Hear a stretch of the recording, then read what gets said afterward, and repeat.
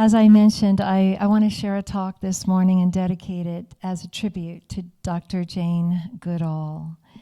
As you probably know, she left this physical realm October 1st, and she left such an incredible legacy of hope and inspiration and love for the earth and all her species, all her creatures.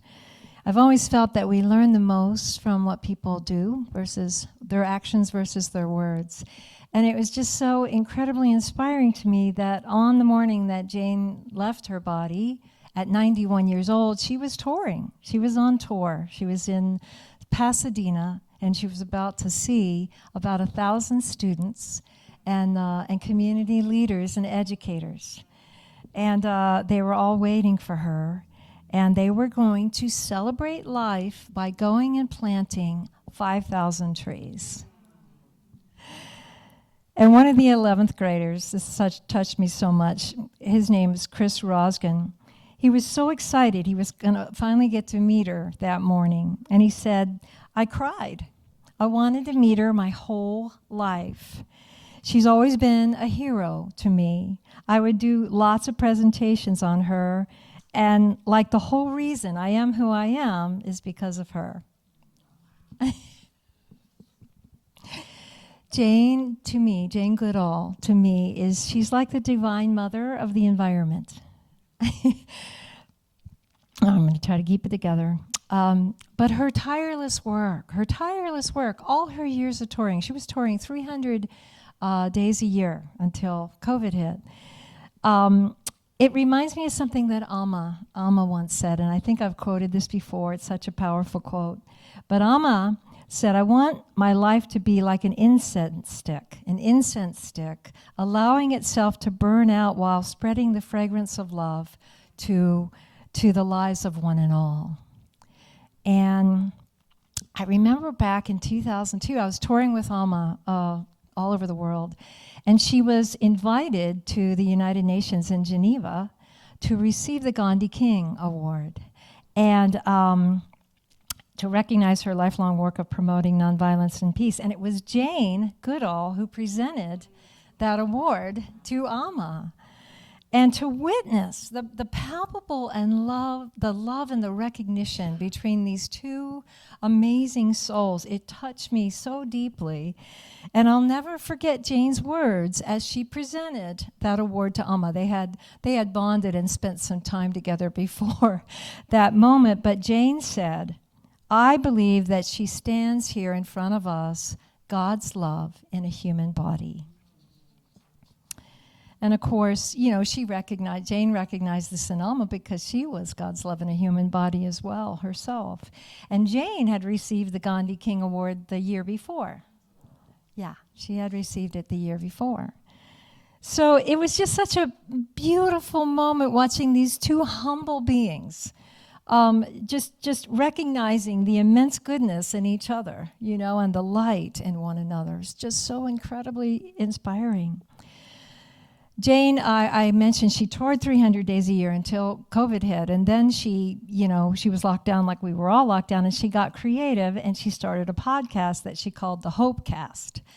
And she realized she could reach actually millions more than touring. So I found that, and I've been immersed in it all week, and I listened to her first episode of that Hopecast. And she starts off by saying, I do believe in the indomitable human spirit. I've seen examples of incredible survival through traumatic times. I treasure a leaf I have from a tree that somehow survived the atomic bombing of Nagasaki at the end of World War II. She had a leaf from that tree, and it was a treasure to her. She said, the more of these things happening to our world impinge upon me and make me angry, I think the anger manages to push aside the depression because I suppose I was born a fighter. And then she says, but a fighter in rather a different way than getting out there and being aggressive, because I don't think that works. You've got to be calm and tell stories. And try to get people to change from within. Try to get to their hearts, to touch their hearts. And so then in her podcast, she asked such a great question. And the question is so worthy for all of us to contemplate. So I'd like you to contemplate this question. And that is, what is your greatest reason for hope?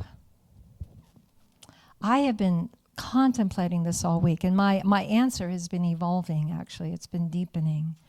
What is your greatest reason for hope? I'd love to hear from you, maybe just like a one-sentence answer. That love is the only thing that's real. That's so beautiful, Rich. Thank you. Who else? That's a hard act to follow. Your greatest reason for hope. What keeps you going? What? Resilience. Absolutely. It's funny, she's got 4 things that give her hope, and resilience of nature is one of them. Yeah. Yes, Cynthia. Yes. The fact that an acorn, I want the people online to hear you. The fact that an acorn holds an entire oak tree and a caterpillar holds a butterfly. Molly.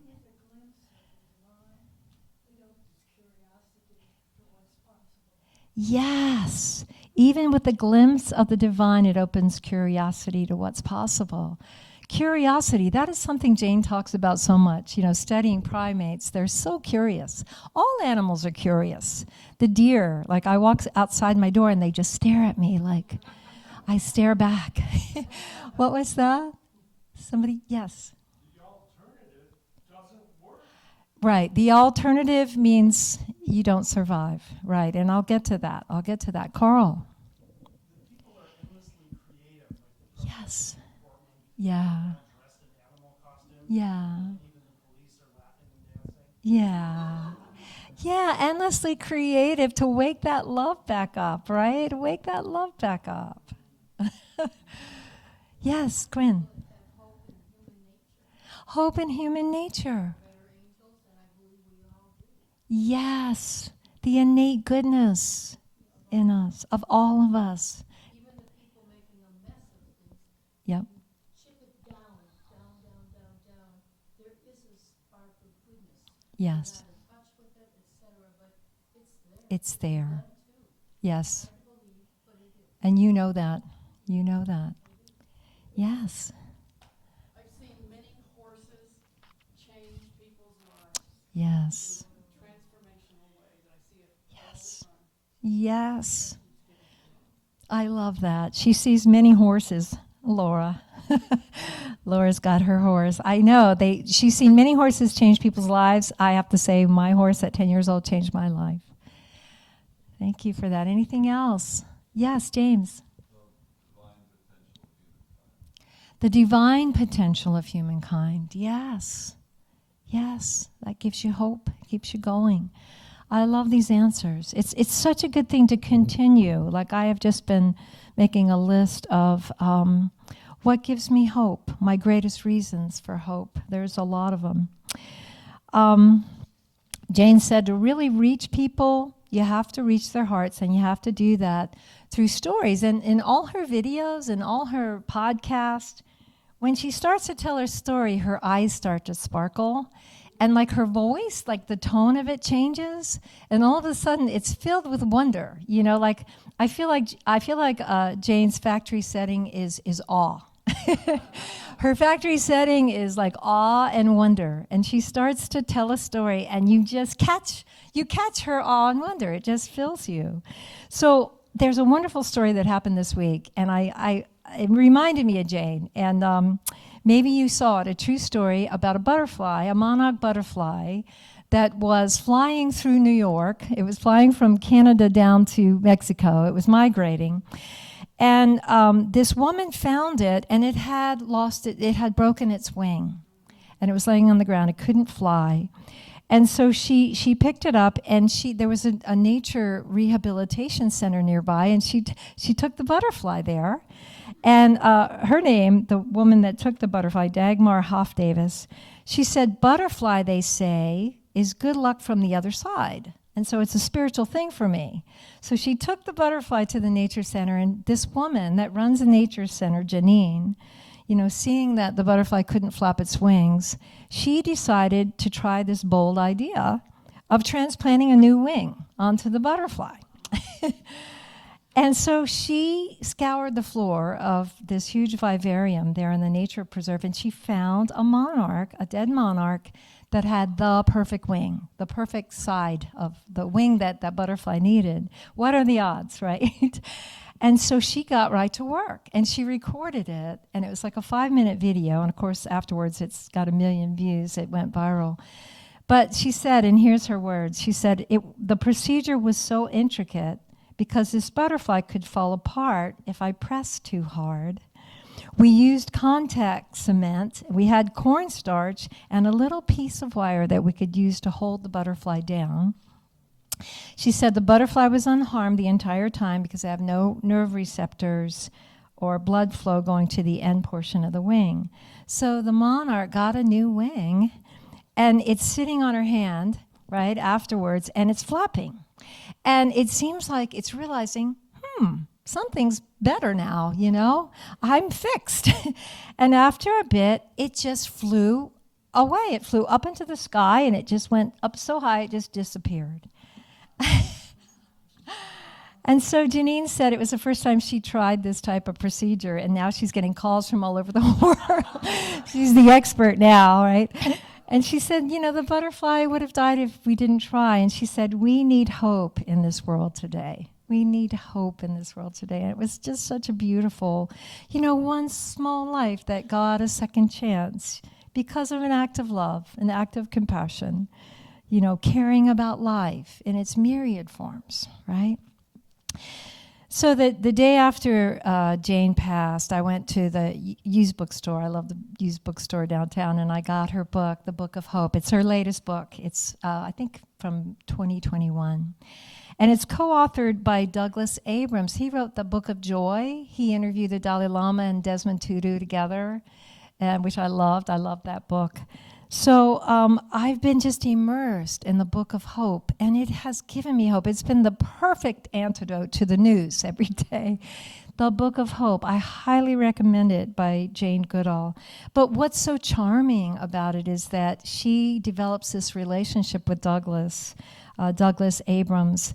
They're getting to know each other, and you feel the trust growing, and you really... she's sharing more and more deeply, and it's just so beautiful, the things he asks her. I really love the opening scene. It was like a scene in the movie. The first time he met her, she had invited him to her house in Tanzania, and he says, so he flies to Africa, and he says, finding Jane's house is not easy. There's no street address, and it's way back in the woods, and you go down a whole bunch of series of dirt roads, and it's, under the trees, there's no street lights, and he finally found it. And she answered the door with a warm smile, and her eyes, he said, were penetrating. Her hair's in a ponytail. She's got a green button-down shirt and khaki pants and looks a little like a park ranger. Not surprising. And he thinks to himself, she has not aged a bit. And he thinks maybe hope and purpose keeps one endlessly young. Jean Houston is another example. So he's delighted to meet her and her children, her grandchildren, and because he knows about her evening whiskey ritual, he brings her a bottle of her favorite green label Johnny Walker. I didn't know about whiskey. There's a dram of whiskey, and that's like her evening thing. Even on the Netflix, she's got her last drink. But he describes this magical meal. They're sitting outside, and there's bougainvillea all around, and there's candlelight, and he sits down and he eats a yummy Tanzanian vegetarian meal of coconut rice and Swahili bean sauce. Sounds so good. And when he returns the next day, they start in earnest. They start the interview, and he has all these questions. So as he returns the next day, he sees her sitting on the veranda, and she's got her 2 rescue dogs at her feet, and the cat's meowing through the screen, and there's just this chorus of tropical birds singing. And he says he just walks up and he just can't help but thinking she's like a modern day St. Francis. She's surrounded by all these animals she's working so hard to protect. So he begins. He asks her, what is hope? What is hope? And how do you define it? And so she answers, and I'm going to quote her because the answers are just so good. She answers, hope is what enables us to keep going in the face of adversity. It is what we desire to happen, but we must be prepared to work hard to make it so. And he asks, well, I'm wondering if animals have hope. And she smiles. She says, well, Bug's here, the cat that came out the screen door. Bug's here. He hopes he'll get food. And so he rubs my legs and he raises his tail and he meows. And he just has this way that usually produces the desired effect. So yes, hope, animals do have hope. But it's not uniquely human, but there's a unique kind of hope that is unique to the human mind. And Jane describes it as an aspect of survival, a survival trait. And that's, without it, we perish, like you were saying. Without hope, we perish. You really hear that also, like Jesse had asked me to speak on Viktor Frankl's Search for Meaning. And that's such a powerful book. And the people that survived were the ones that had hope, right? So Jean says, hope is often misunderstood because people tend to think it's simply passive, wishful thinking. I hope something will happen and I'm not going to do anything about it. But that's the opposite of real hope, which requires action and engagement. And it reminds me so much of Joanna Macy, right? She talks so much about active hope, right? There's a poignant moment that really moved me where he asked Jane if she's ever lost hope. And so she gets kind of quiet, she takes a breath, and she says, maybe for a time when Derek died. And Derek was her second husband of 5 years, and then he got cancer. And she says, grief can make one feel hopeless. And I think that's true for a time. And then she says, I'll never forget his last words. He said, I didn't know such pain was possible. And I keep trying to forget what he said, but I can't. So it was just a very, very vulnerable, tender moment. And reading those words and feeling her feelings really brought tears to my eyes and reminded me of my mom in her dying process, her last words, which I've never shared with you. But those words were, I don't want to go to the hospital. And I said, Mom, this is a dire situation, and, we had to call an ambulance. We just couldn't not try to help her. We could not try to save her life. But I really, I just so related to Jane in her humanness and her heartbreak that, that's what his last words were. I know with Mom, I just kept saying, I love you, I love you, I love you. And she heard it. She was hearing that, but at that point she couldn't speak. So I watched the Netflix interview this week called Famous Last Words, Dr. Jane Goodall. How many people have watched it so far? Oh, good, some of you. Oh, you have to watch it. It's so inspiring. It's incredibly moving. And it's an interview that they did a few years ago that they weren't going to release until she died. And she knew this. And so, oh man, I cried a river of tears, especially during her very last words, because there's a moment where he gets up and he leaves the room, and she's just speaking to the camera, and it's just so powerful. And there was a question. He asked her who'd she most like to see upon her leaving the physical body. And she thought about that for a bit, and she said the chimp, David Graybeard, and my dog, my childhood dog, Rusty, and my mom. And I just thought that was precious. And then she shared one of her stories in the interview about when she was a little girl. There was a tree in her backyard called beech. It was a beech tree. And she loved that tree. She wanted to inherit that tree. She made her mom promise that she was going to will her that tree. And she'd go out there and she'd take her books and she'd throw a rope over the branch and she'd pull her books up there and tie the rope off. Then she'd climb up and spend all day in the tree reading. And her favorite book was Tarzan and Jane. And she jokes about how she was really mad when Tarzan married the wrong Jane. But that really sparked her desire to go to Africa from such a young age. And of course, you know that story. That's a whole nother talk in itself. When she did, her work with chimpanzees was just monumental. It transformed our understanding about chimps. But I still relate especially to Jane's love for trees. I have some favorite trees in Alithia Park, and I have some favorite trees on Granite Street. There's right now the most beautiful maple tree. I notice it every fall. It's right at the bottom of Granite because, you know, I live on Granite, so I go down that. I love that maple tree in the fall, and then in the spring, there's the most amazing pink dogwood. It's huge old growth, about halfway up Granite. But the most majestic tree is the giant coastal redwood that's on the corner of Balm and Granite. Do you know the tree? I didn't know that Ashland has a Tree of the Year award. And I just found that so charming. And that tree won in 2011. So Jane describes studies they did in cities where crime was high. They planted green areas and trees, and it measurably lowered the crime rate. Green spaces, trees and parks and forests, they're so healing. They're in our DNA, right? We're a species. So I mentioned that Jane had that leaf from a tree in Nagasaki. She went there, and she was taken to these two 500-year-old camphor trees, and they amazingly survived. And she describes how they had cracks and fissures, and they were all black inside.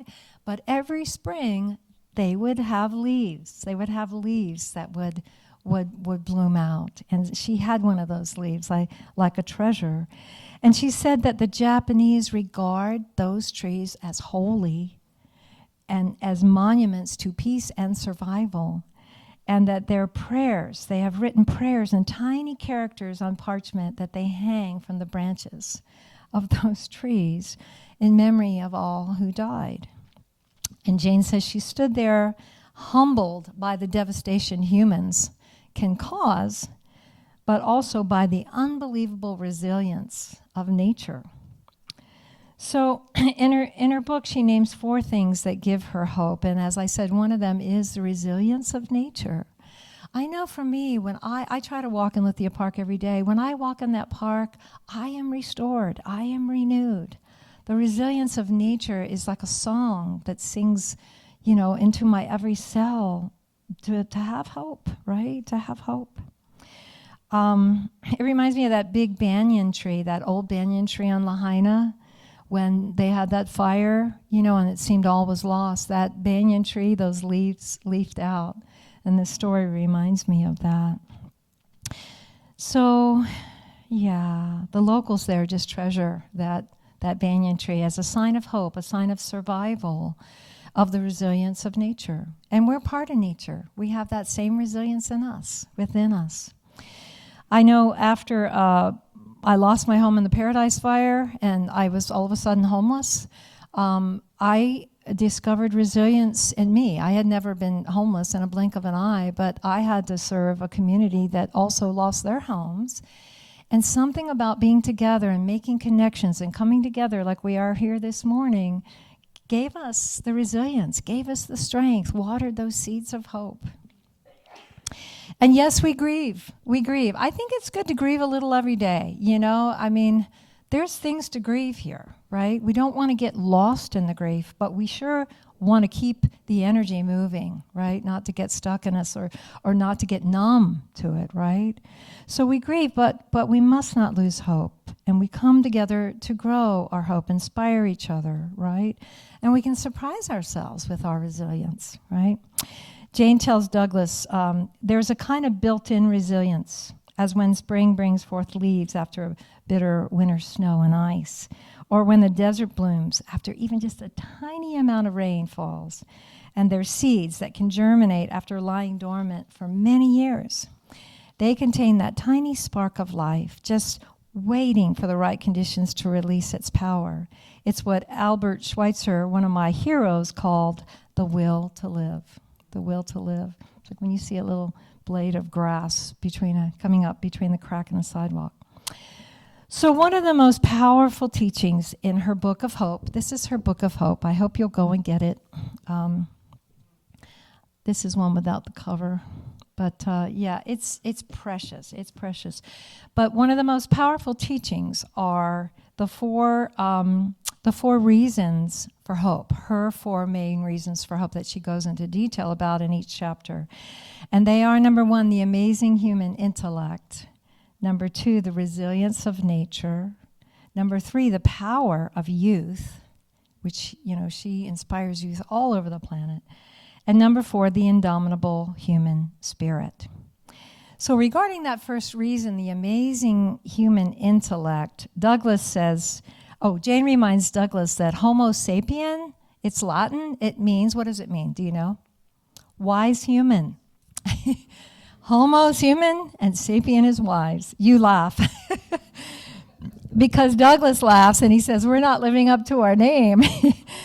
And Jane answers and says, I think wisdom, I love this. She says, I think wisdom involves using our powerful intellect to recognize the consequences of our actions and to think of the well-being of the whole. And she explains the difference. This is important. Amma talks about this a lot. The difference between a kind of selfish interest that's just short-term benefit and the long-term perspective. She says it's not the wise ape or the Homo sapien that when making decisions ask only, will it help me or my family now, or the next shareholders meeting, or the next election, right? But the hallmark of wisdom instead asks, what effects will the decision I make today have on future generations, on the health of the planet? And then Douglas asked her, do you think we'll ever use our intellect in the right way? And she thinks about it. She says, I don't think there will ever be a time when everybody will use it the right way, but more and more people are fighting for justice, by and large. And I think humanity at least has a shared understanding of what justice means. She says, if we're ever going to get there, the head and the heart must work together, right? And now's the time to prove that we can. That the head and the heart can work together. We need to come together and solve these existential threats to life on Earth. And so she says we must solve 4 great challenges. And this is another really important part of her book. This is kind of where the meat of the teaching in her book comes. 4 great challenges. And she says, I know them by heart because I speak about them often. And so I am going to pause right there because I wrote about 55 pages, and unless you want to be here till 2 o'clock, I'm going to give this teaching next week. It's just so worthy that I couldn't just edit down to, this is like everything I said today builds up to these 4 great challenges. So I'll give part 2 next Sunday. But I would like to end with conclude with her words from a New Year's talk from 2018. She said, there's still so much in the world worth fighting for, so much that is beautiful, so many wonderful people working to reverse the harm, to help alleviate the suffering, and so many young people dedicated to making this world a better world, all conspiring to inspire us and give us hope that it's not too late to turn things around if we all do our part. So I hope this has watered the seeds of your hope. We need each other right now. We need to connect, come together, and water the seeds of hope in each other. And I really encourage you to explore Jane's work further, especially if you have Netflix, watch this amazing, famous last words. So may all species, all beings and all species, and our planet itself be cared for, be loved, be safe, and may all beings be at peace. Thank you all. Namaste.